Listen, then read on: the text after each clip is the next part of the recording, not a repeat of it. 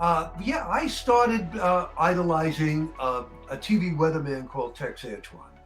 Um, I just thought he was very, very different.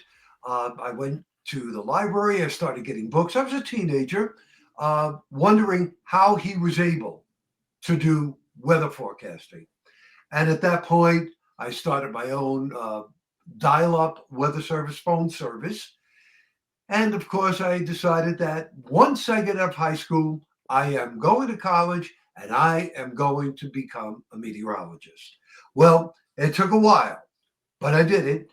Part time job on TV, Channel 21, WLIW TV. Friday nights, we do a weekend forecast.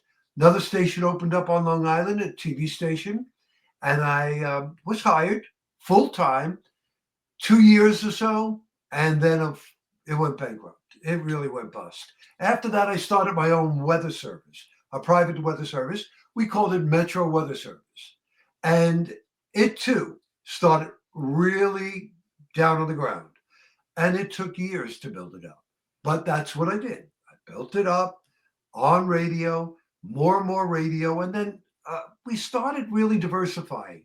So we started doing government contracts. We started doing baseball teams.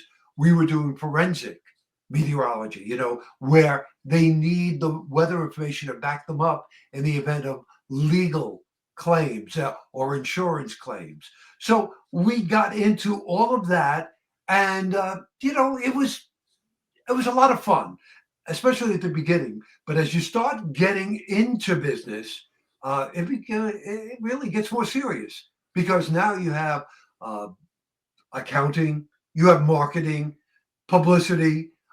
You have to continue to keep up with the technology.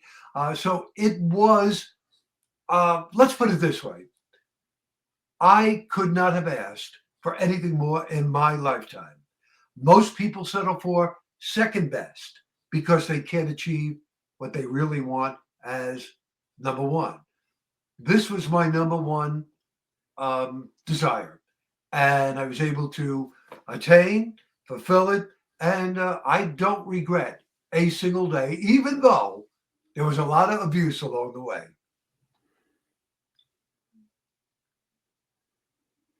I was part of a band when I was in my teens, and we had a really, really big gig coming up on a Sunday.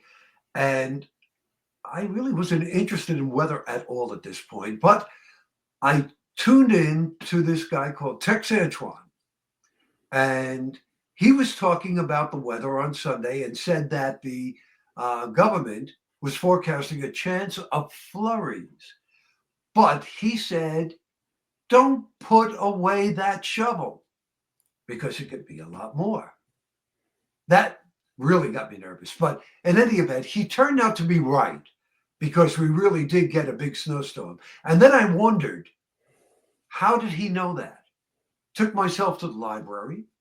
I mean, day after day after day. I was grabbing any book that I can on weather and meteorology, some of them way over my head. But the books that I was able to understand, I was reading, I grabbed it, and bingo. 17 years old, I knew that this is what I wanted to do. Now, most people really decide a lot younger. I was a little bit on the older side, but I started around 17 years old, and boy, so thankful. That's WALK, that's Cindy, and she was one of the co-hosts.